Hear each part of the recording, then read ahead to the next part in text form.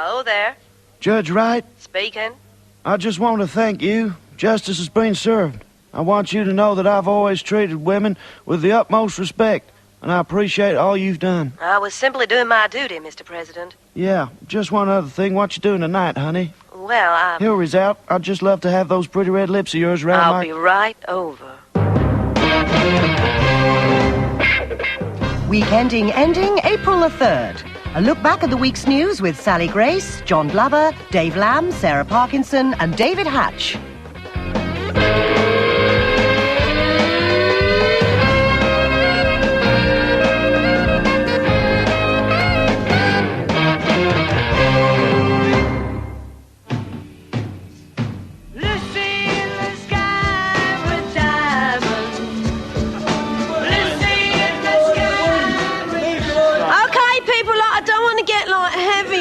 But we need to get this legalised cannabis demo in order. What do you mean it's a demo? I mean, like, just four of these geezers just following me around. Oh, right, paranoia. Now, what do we want? Little sugar covered cake. Right, when do we want it? Oh, right, like, hey, it's a time slip, man. Let's do it again. What do we want? One of them little things. A little furry thing. New Labour in association with Eddie George presents... Up in the sky. Is it a bird? Is it a plane? No, it's Super Pound. Super Pound, able to leap 3 Deutschmarks in a single bound. Oh, Super Pound, you're my hero. There's no one I'd rather go on holiday with. Yes, Super Pound, with his trusty sidekick, Interest Rate Boy, looks set to rid Britain once and for all of our manufacturing sector. As body blow after body blow batter our once mighty exporters. Hang on, Chancellor, is he supposed to be doing that? Oh, well, cheap holidays. But no job. Cheap holidays. Yeah, cheap holidays. Super Pound is brought to you by Gordon Brown, adapted from an original recession by Norman Lamont in glorious Euro tunnel vision.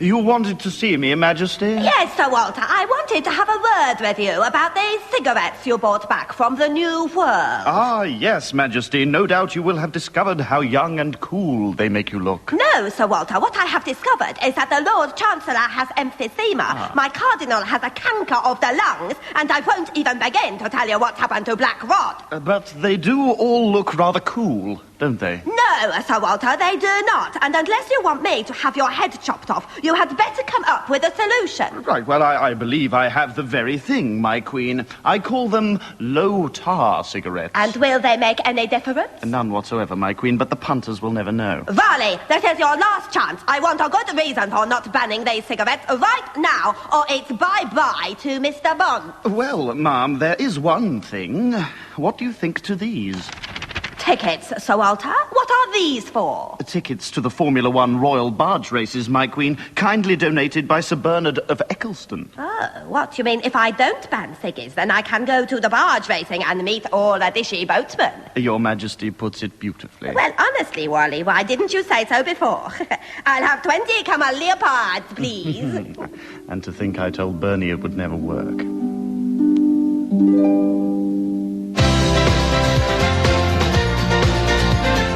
With the World Cup less than 3 months away, now is the time for you to get your official FIFA World Cup merchandise. Unfortunately, you can no longer get the FIFA 3.5-inch bladed knives, which we've withdrawn from sale as they were quite plainly inappropriate. But you can still get our FIFA World Cup knuckle dusters. FIFA World Cup blackjacks. Why not try our special World Cup wine? With the necks ready smashed off for easy glassing. In fact, you can get just about anything from FIFA for the World Cup, except tickets. That really would be inappropriate. The atmosphere is electric here as Jane Couch finally gets the chance to box in her own country. And the referee brings them together in the middle of the ring. OK, I want a good clean fight. No kicking, no biting, no hitting after the bell, no going to the toilet together, no spending ages in shoe shops, no crying over old films, no taking forever when you pull out into a motorway, no putting pictures of ponies on your bedroom wall. OK, gloves up. What are you doing? And Jane Couch is taking the referee aside and explaining to him that just because she and her opponent are women, it doesn't mean they can be patronised and treated dismissively. The referee is telling her not to worry her pretty little head about that. Oh, Oh, and there's the bell. What a marvellous right hook that was. It was indeed, Harry. And it doesn't look like the referee is getting up from that one. That's absolutely marvellous. I don't quite know why she did that. Touch of the PMTs, I expect.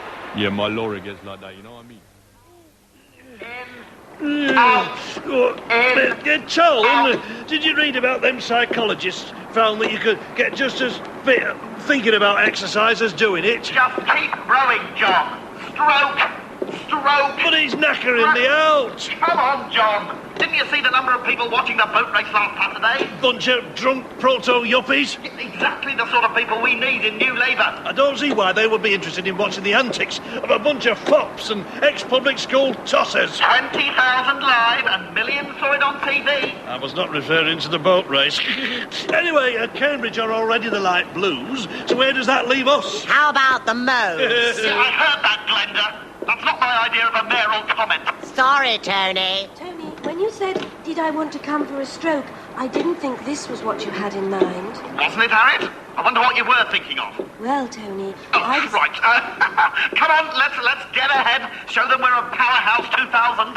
How about throwing Harmon and Fields over the side? Yeah, thanks for the suggestion, Mandy, but I think the telling off was enough. John, I think I can see the dark blues. Oh, come on. The Tories are so far behind us, I think their boat must have sunk. I mean, look at... Oh, crumbs. Oh, crumbs, they're gaining. Damn it, they're stealing our water. Don't worry, Tone. We've stolen enough of theirs. That doesn't help, you know, John. Don't worry. There'll still be plenty of clear water between us. Clear blue water.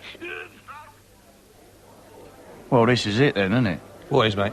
The bleeding Jerry's taking over Rolls-Royce. Yeah, disgusting, isn't it? It's another bleeding invasion. You're not wrong there, son. They come over here, single-handedly rescue the ailing British car industry. Viciously guarantee our jobs. Ruthlessly introduce efficient German methods, precision engineering, and inject millions of pounds into this country. Bleeding disgusting, isn't it? I tell you, at least my car's British through and through. Yep. My pride and joy that in this end, sonny. Well, this is it then, isn't it? Yeah. I was thinking, we've been in this pub 28 years, right? Yeah. We still haven't been served. Makes you think, doesn't it? This is it. You wanted to see me, Prime Minister? Yes, Alistair. I was looking at the papers this morning, and I was very disappointed. Oh, they weren't crumpled again, were they? I've told Prescott he's got to sit on them for the full 10 minutes. No, the papers were perfectly ironed. What gets me is that you were all over the place, and I was nowhere. Now, if anyone's going to be on the front pages, it's going to be me, because I am the important one. Now, sort it! So if any of you in the press think I've been lying over this mud incident, just call me a liar to my face or shut up. Got it? Got it! Got it, yeah, righto. Okay, listen up, limeys. My name is Special Agent Chuck Putzmeister.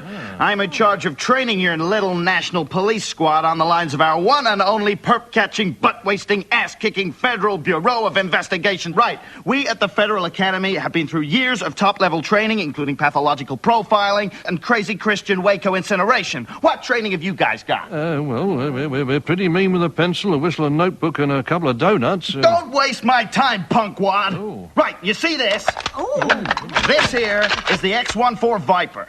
Fires 2,000 rounds a second, incendiary capability, telescopic accuracy, and call me a commie-loving gook, there ain't a thing on earth better for taking down a crack house, so help me God. Right, so show me how you deploy your X-14s. Well, actually, sir, we don't have any. We really don't have much in the way of a budget, or a staff, so, in fact, we don't have any guns at all.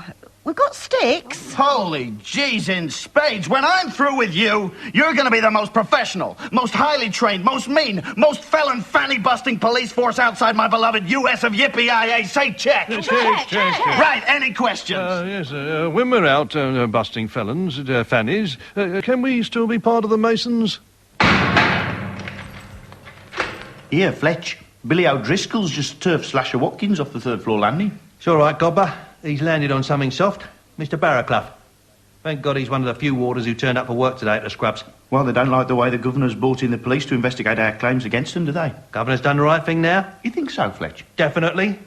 No one knows more about punishment, beatings and racial taunting than our good old Metropolitan Police. Watch out, here comes Mr. Mackay. Oh! And there goes Mr. Mackay. So, Jack, I'll run through it one more time. Uh-huh. Deirdre Rashid, is a fictional character in a soap opera. And as Home Secretary, I'm not going to rest till she's released. Jack, it's all just a bit of a laugh. We're just backing the campaign as a bit of fun, remember?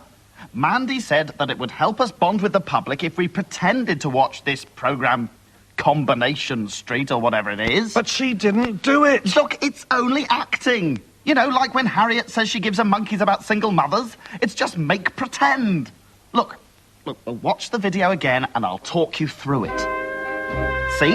Look at that. That's not a real street. Oh, I get it, Tony. It's all just made up. Yes, great. So, what made you realise eventually? Was it the bad acting? No, it's the jail. I mean, two to a cell, honestly. And where's the slopping out bucket? I mean, that prison officer hasn't hit her once yet. There's no attention to detail. Yes, I'd keep quiet about that, actually, Jack.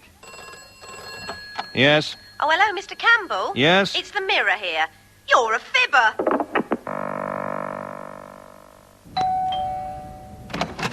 Yes? Afternoon, missus. I was just wondering if you needed any building work doing. Well, that's very kind, but... hang on a moment. You seem very familiar. Yes, Irving's the name. Lord Chancellor in's the game. I does everything from wallpapering to stable conversions. I knew I recognised you. Probably because I've been doing some repointing above the bay window at number 22. Oh, well, if you are free, then we do need an extension put on the garage. Why didn't you say so, me old darling? I'll start work in the morning. But don't you need planning permission? No, love. I'll put it up first, and then we apply for planning permission retrospectively. And with my contacts, it'll be cushy. Oh, well, that sounds splendid. Well, why don't we discuss it over a nice cup of tea? I'll have mine milky, 6 sugars. Sorry about the extras, Bill. And a few extras. Oh, no. Is that the time? Come on then, John. Give me a hand getting this sign up. Hey? Those union leader friends of yours will be here any minute. No soiled clothing or workman's boots or a chuffy, that's all. They won't be coming straight from pit. Well, hardly. We don't have any pits anymore, do we, in modern, vibrant New Britain, where everyone's a designer or a pop star. Or a member of a full Monty-style strip troupe. Oh, no, that'll be them. Well, make yourself scarce, John. I'll deal with this. Go on, shoot. I'll look after beer and sandwiches. Ah, good friends and... oh, what is it again? Cornflakes. Comrades, we're here about union recognition. Yes, well, I can assure you I don't recognise any of you, so clear off or I'll call a constable. Mr. Blair, have you forgotten the people who made you what you are today? Certainly not, but what's Oxford got to do with any of this? All we want is assurances you'll honour manifesto pledges like on the 48-hour working week. Of course, no problem. Except in essential services, the fire brigade, ambulance service, the Sun. Your attitude to the unions hasn't changed, has it, Prime Minister? Certainly not. I respect you just as much as I ever did. Oh, and for future reference, yeah, the service entrance is round the back. Don't want your sort bumping into Mr. Murdoch. Heaven forbid.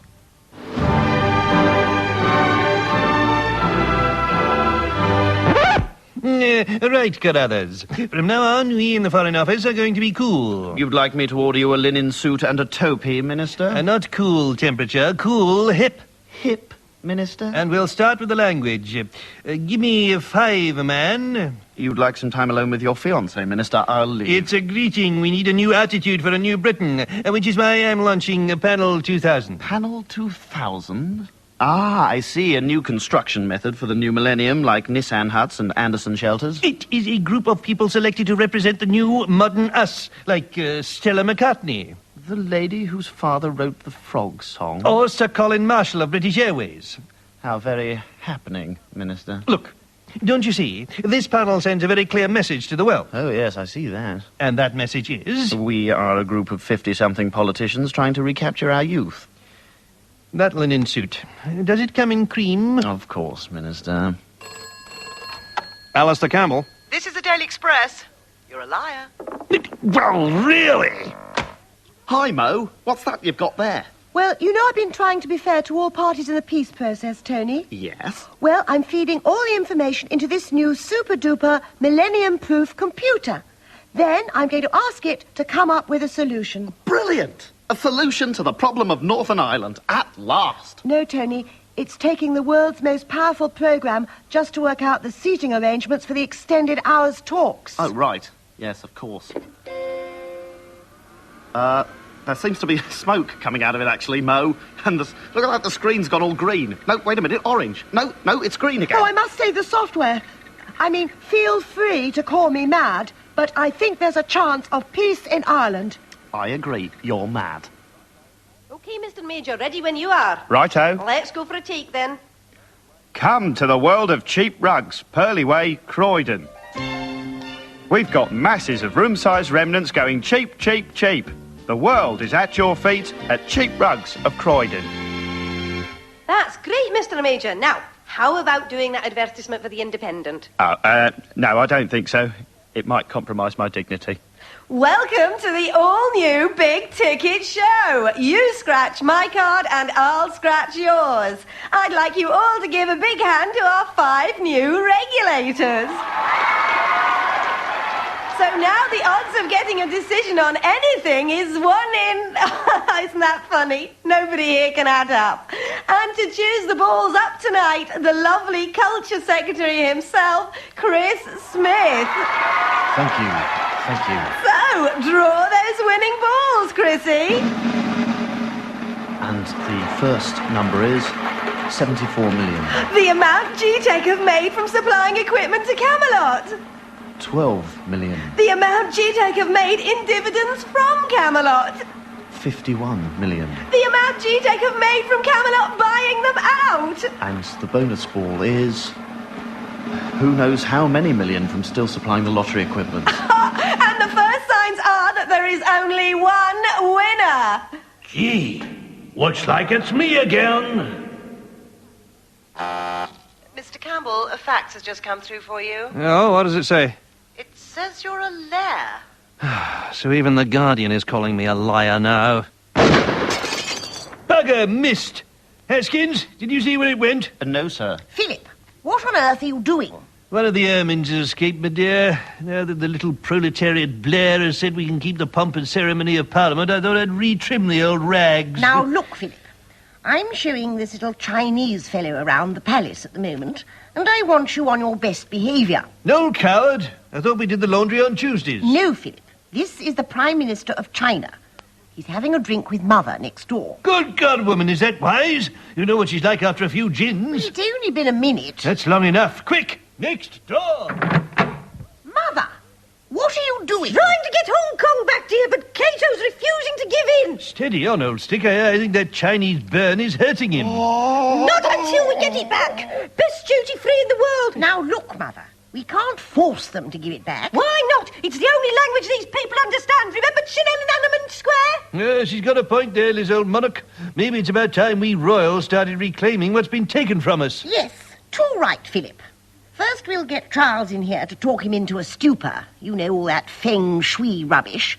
And if that doesn't work, we'll threaten him with the ultimate torture. An official visit by Fergie. Ah, Alistair. How are things with you this afternoon? Not good, PM. I've been phoned up by half a dozen newspapers, and I had a fax, all calling me a liar. I don't believe it. It's true. Never. It is. Get away. No, God's honest truth. Tony, you're getting yourself in a state. Try to sleep. Sleep? How can I sleep, Cherie, knowing that come December the 31st, 1999, this country will see a disaster unveiled that we can only guess at the scale of? Oh, you mean the Millennium Bog? No, the opening of Mandy's Dome. We're going to be the laughingstock of Europe, aren't we? Oh, no. And now here is next millennium's news. 1998. England's footballers lift the World Cup, get caught by the French police, are thrown in prison and miss the tournament completely.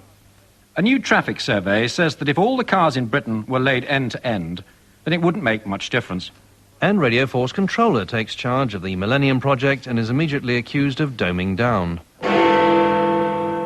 1999. The moon breaks free from the Earth's gravitational pull and hurtles around space, having lots of adventures with low-budget aliens. Jerry Anderson says, I told you so.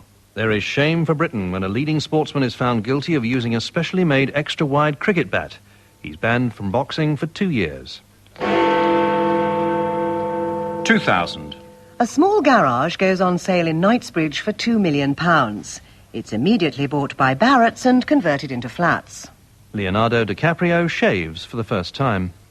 A scathing attack on the unprofessional attitude of the overpaid modern footballer is launched by the New England manager, Sir Paul Gascoigne. 2001. Cleans a big carpet for less than £0.50. I'm sorry. Tony Blair reacts angrily to rumours of a rift within his party, denying any dispute between old New Labour and old New Old Labour. As the Spice Girls' 76th single rockets straight to number 112 in the charts, plans for yet another world tour are announced by Droopy, Saggy, Wrinkly, Flabby and Geriatric Spice. And the head of the European Parliament denies it has any expansionist policies during the ceremony to welcome the EU's latest member, Hawaii. 2002. Newly appointed Prime Minister Peter Mandelson assures the public that despite being £500 million over budget, the renamed World Cup Dome will still be completed before the Northern Ireland peace talks.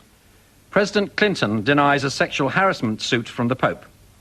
He says he just happened to be standing in the wrong place when His Holiness knelt to kiss the ground.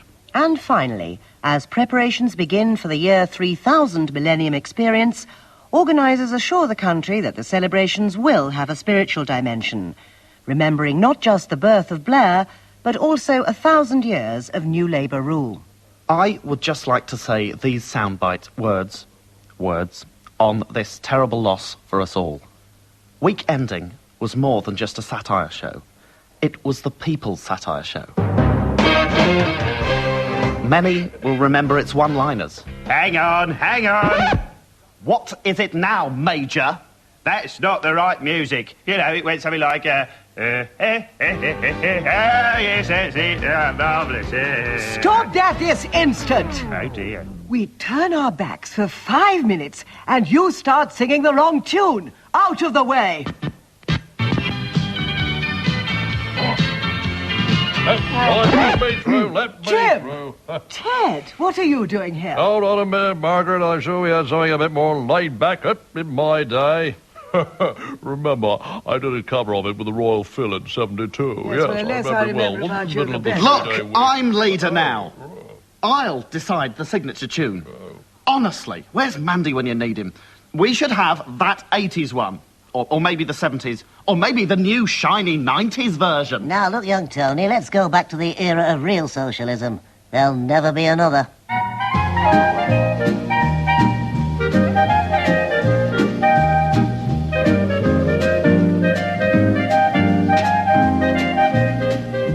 Weekending Ending was performed by Sally Grace, Jon Glover, Dave Lamb and Sarah Parkinson, with David Hatch. The show was written by Lawrence Howarth, Tom Jameson, Nev Fountain, Terry Franks-Newman, Kit Bingham, Dan Evans and Pat Jewell, Simon De Denny, Mark Dady, Simon Blackwell, Richard Bell, Bill Dare and Paul Arnold. With additional material by Felix Riley, Paul Garrison, Mark Burton, John O'Farrell, Pete Sinclair, Bob Sinfield, Ivan Shakespeare, Peter Davis, Dave Hawkins, Paul Sassini and Howard Ricklow, and Guy Jenkin. The script associates were George Poles and Nick Hildred. The broadcast assistant was Liz Trott. And finally, the show was produced by Jonathan James Moore.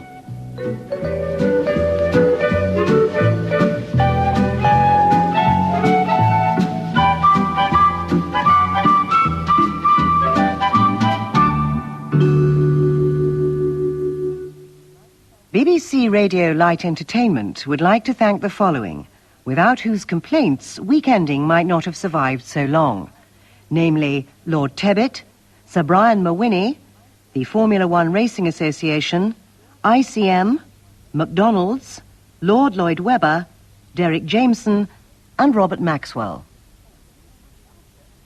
And from the week ending to the week after the week beginning. Confusing, I know, but all will become clear next Sunday evening when Alistair Beaton gazes into his crystal ball to predict the predictable and not so predictable events of the upcoming week from the worlds of politics, arts and business. Highlights each week will include next week's news, the fibbing forecast and the Spot the Zoe Ball competition. That's the Beaton Generation, presented by Alistair Beaton from Ronnie Scott's Club in Soho, starting next Sunday evening at 7:15.